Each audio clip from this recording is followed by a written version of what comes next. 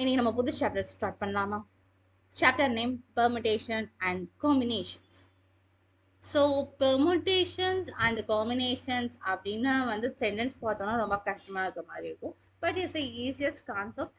So ரெண்டு formula தான் whole chapter இருக்குங்கிற மாதிரி இருக்கும். அதில் கொஞ்சம் கொஞ்சம் ஆல்ட்ரேஷன்ஸ் இருக்கும். மற்றபடி ரொம்ப ஈஸியஸ்ட் அண்ட் இன்ட்ரெஸ்டிங் சாப்டர்.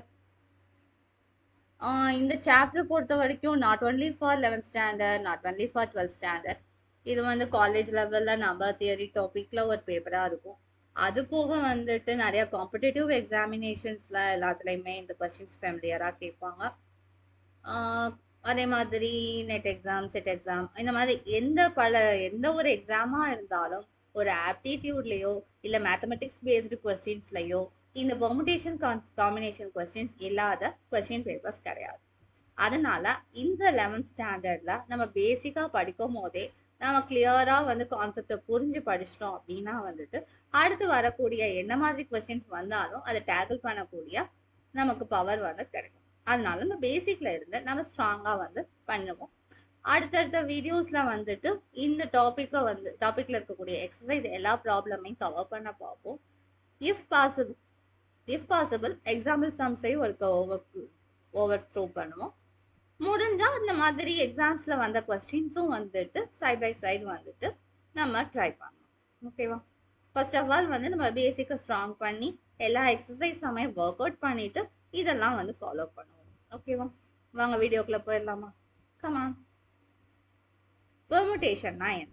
இந்த வீடியோல வெறும் பெர்முடேஷன்னா என்ன, அதுக்கு என்னென்ன ஃபார்முலா யூஸ் பண்ணுவோம் அப்படிங்கிறத மட்டும் பார்க்க போறோம். ஓகேவா?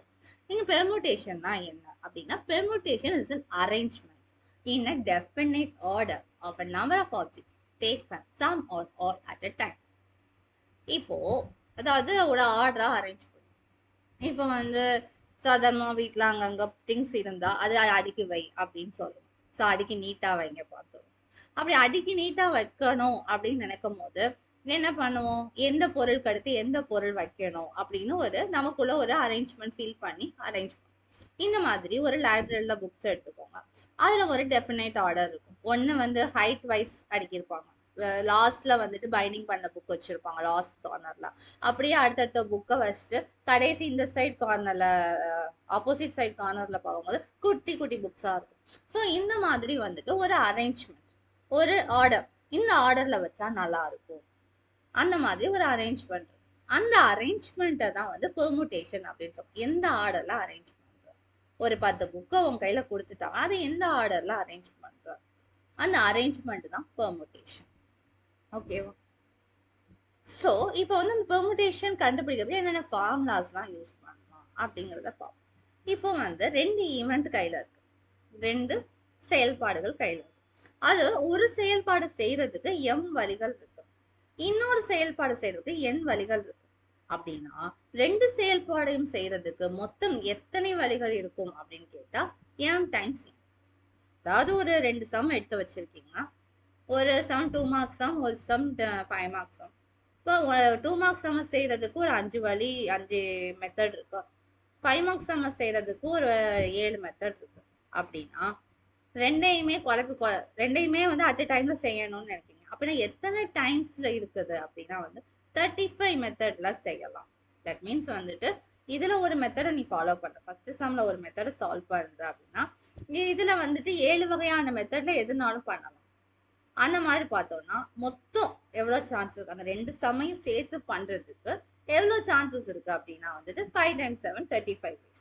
ஸோ இந்த மாதிரி 2 டிஃப்ரெண்ட் ஈவெண்ட்டுக்கு 2 டிஃப்ரெண்ட் நம்பர் ஆஃப் வேஸ் இருந்ததுன்னா 2 வேலையும் சேர்ந்து ஒரே நேரத்துல செய்யறதுக்கு அந்த 2 டிஃப்ரெண்ட் வேவையும் மல்டிப்ளை பண்ணா போதும். ரூல் 2ல அந்த டிஃப்ரெண்ட் வேங்கிறோம்னா இந்த மாதிரி ஒரு ஜென்ரலா சொல்றாங்க. ஒரு n ஆப்ஜெக்ட்ஸ் இருக்கு, அதை 6 at a டைம் எடுக்கணும். 6 ஆப்ஜெக்ட்ஸை கலெக்ட் பண்ணணும். அதாவது நமக்கு புரியுற மாதிரி நம்ம சொல்லணும் அப்படின்னா, இப்போ ஒரு 10 புக்ஸ் இருக்கு, 10 புக்ஸ் இருக்கு ஒரு ரேக்ல. அந்த 10 புக்ஸ்ல 6 புக்ஸ் மட்டும் தான் நீ சூஸ் பண்ற, 6 புக்கை மட்டும்தான் நீ அடுக்கணும் அப்படின்னு பார்த்தோம்னா இது 10ங்கிறது மொத்தம் இருக்கக்கூடிய உனக்கு புக்ஸ், அது n. ஆர் அட் அ டைம்னா அந்த டைம்ல உனக்கு 6 புக்கு சூஸ் பண்ணணும். அதான் ஆர். இங்க வந்து 6ன்னு கொடுத்துருக்கேன். அந்த ஆர் அப்படிங்கிற வேல்யூ வந்துட்டு 0வா இருக்கக்கூடாது. எண்ணுக்கு எண் வரைக்கும் போகலாம். அதாவது வந்து 1ல இருந்து 10 வரைக்கும் போகலாம் அந்த மாதிரி. ஸோ அதுக்கு வந்து எவ்வளோ நம்பர் ஆஃப் ஆர்டர் அடுக்கலாம், எத்தனை வகையா நம்ம வந்து அதை அடுக்கி வைக்கலாம் அப்படின்னா வந்துட்டு n times n minus 1 times n minus 2 etcetera n minus r plus 1 அப்படின்னு சொல்லிட்டு. அதாவது புக்கை எடுக்கிறதுக்கு உனக்கு 10 புக்ல ஃபர்ஸ்ட் புக்கை சூஸ் பண்றதுக்கு எத்தனை வகையான வாய்ப்புகள் இருக்கு? 10 வகையான வாய்ப்புகள் இருக்கு. அதுதான் n. அந்த ஒரு புக்கை எடுத்துட்டேன், சாரி, அதுல ஒரு புக்கை எடுத்துட்டா எடுத்த பிறகு எத்தனை புக் இருக்கும்? 9 புக் இருக்கும். ஸோ 9 புக்கை வந்து 9 புக்ல இருந்து 2வது புக்கு நீ சூஸ் பண்ணலாம். ஸோ அது n மைனஸ் 1. அப்புறம் எத்தனை புக் இருக்கும்? 8 புக் இருக்கும். அந்த 8 புக்ல வந்துட்டு எத்தனை புக் நீ சூஸ் பண்ணா? 3வது புக்ல அந்த 8ல இருந்து ஒரு புக் சூஸ் பண்ணலாம் 3வதா. அது n மைனஸ் 2. இந்த மாதிரியே வந்துட்டு கடைசி புக் சூஸ் பண்ணும் போது எத்தனை புக்ல இருந்து சூஸ் பண்ணுவோம் அப்படின்னா n மைனஸ் ஆர் பிளஸ் 1ல இருந்து சூஸ் பண்ணுவோம். ஸோ அதனால அதை எல்லாத்தையும் ப்ராடக்ட் பண்ணணும். மேல என்ன சொன்னோம்? 2 ஈவெண்ட் எடுக்கிறோம், 2க்கும் வேற வேற நம்பர் ஆஃப் வேஸ் இருக்கு. 2ஐயும் சேர்த்து எடுக்கக்கூடிய இது என்னன்னா 2ஐயும் ப்ராடக்ட் பண்றோம் m டைம்ஸ். அதே மாதிரி இதுல வரக்கூடிய ஒவ்வொரு நம்பர் ஆஃப் வேஸையுமே வந்து நம்ம மல்டிப்ளை பண்றோம். அதுதான் n into n minus 1 into n minus 2 into etcetera n minus r plus 1. இந்த குவான்டிட்டியை தான் நம்ம வந்து NPR அப்படின்னு சொல்றோம். Number of permutation of n different objects taken r at a time அப்படின்னு நம்ம சொல்றோம். ரூல் 3. இதுல வந்து ரிப்பீட்டேஷன் அலோட் அப்படின்னு வச்சுக்கோங்க. அதாவது ஒரே பொருளை திருப்பி திருப்பி நீ அடுக்கி வைக்கலாம். திருப்பி அந்த பொருளை வச்சிடலாம், வச்சுட்டு திருப்பி அடுக்கி வைக்கலாம். அந்த மாதிரி இருந்தா n பவர் r. ஏன் அப்படின்னா வந்து ஒவ்வொரு டைமுமே வந்து உனக்கு வந்து n நம்பர் ஆஃப் வாய்ப்புகள் இருக்கும். ஸோ n நம்பர் ஆஃப் வாய்ப்புகள் இருக்கும்பொழுது r டைம்ஸ் எடுக்கிறோம். ஆறு டைம்ஸ் வந்துட்டு அந்த பொருளை எடுக்கிறோம். ஸோ அப்படின்னா n power r is the formula. So இந்த பேஜ்ல நம்ம என்ன பார்த்தோம்னா பெர்முடேஷன்னா என்ன, ரூல் 1 வந்துட்டு m times n formula, rule 2 வந்து n into n minus 1 into n minus 2 n minus r plus 1, அது என்பிஆரோட ஃபார்முலா. வந்து நம்ம சூஸ் பண்றது வந்து டு நாட் ரிப்பீட். அடுத்து ரிப்பீட் ஆகணும் அப்படின்னு ரிப்பீட்டேஷன் அலோட் அப்படின்னு பார்த்தோம்னா n பவர் r. ஓகேவா? நெக்ஸ்ட் வீடியோ நெக்ஸ்ட் பார்க்கணும் ஃபேக்டோரியல் டெஃபினிஷன். இதுல வந்து ஃபேக்டோரியல் அப்படின்னு ஒரு நோட்டேஷன் இருக்கு மேக்ஸ்ல. அதுனா என்ன அப்படின்னா n ஃபேக்டோரியல் அப்படின்னா n நேச்சுரல் நம்பர்ஸை வந்து நம்ம ப்ராடக்ட்ல எழுதுறோம்.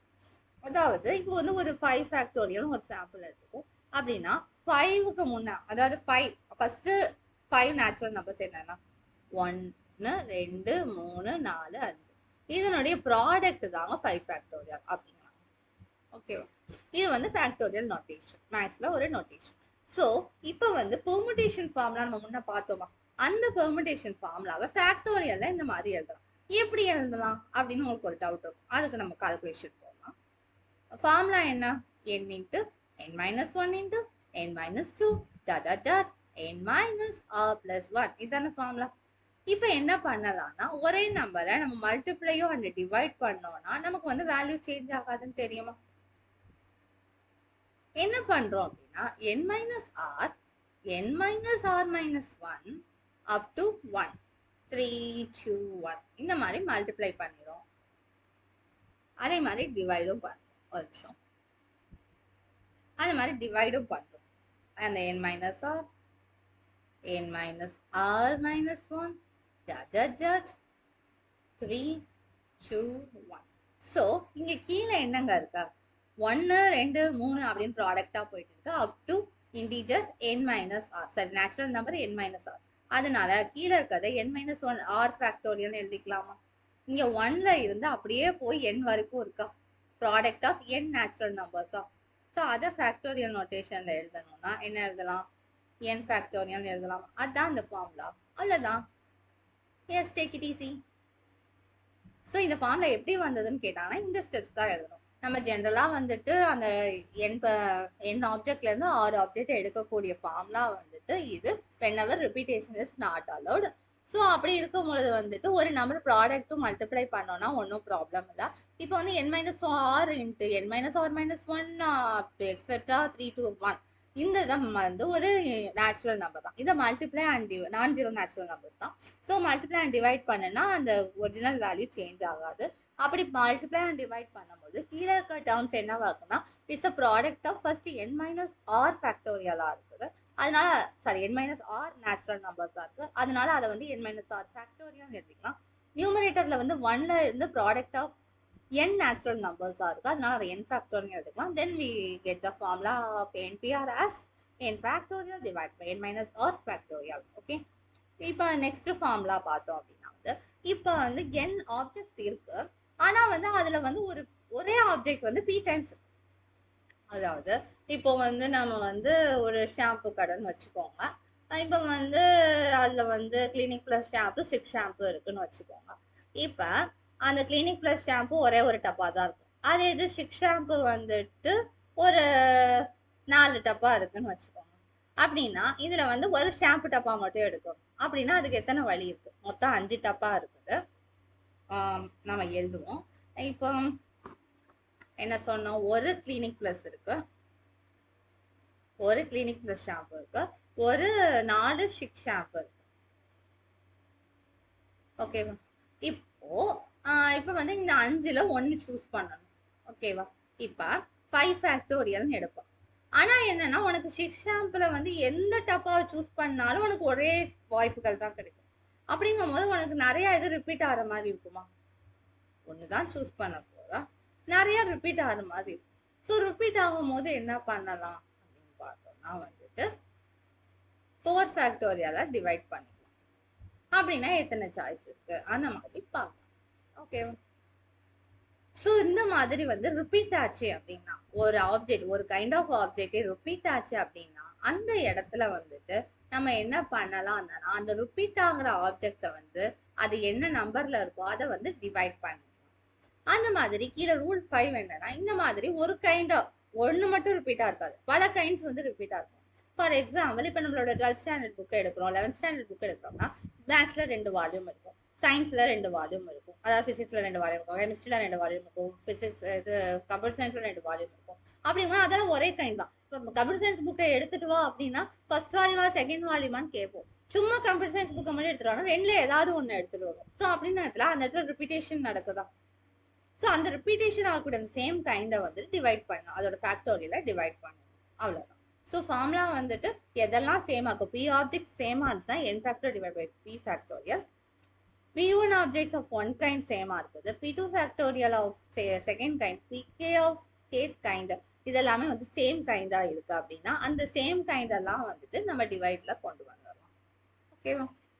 இவ்வளவுதாங்க ஃபார்முலா. இந்த 5 ஃபார்முலாவை வச்சே தான் வந்துட்டு நம்ம இந்த இதுல நியர்லி ஒரு 3 எக்ஸசைஸ் வந்துட்டு இந்த 5 ஃபார்முலா வச்சுதான் பண்ண போறோம். அடுத்துதான் காம்பினேஷன் டாபிக் வரப்போறோம். ஓகேவா?